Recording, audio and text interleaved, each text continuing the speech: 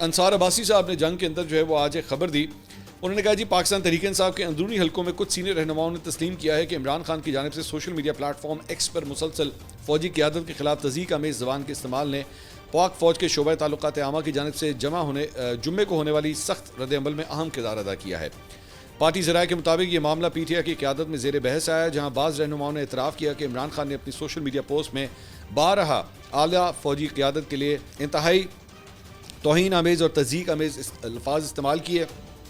ایک senior P T I رہنما نے نام ظاہر نہ کرنے کی شرط پر بتایا کہ جب ہم مسلسل اور بار بار یہ سب کریں گے تو دوسری طرف سے کیا توقع رکھیں گے. انہوں نے مزید کہا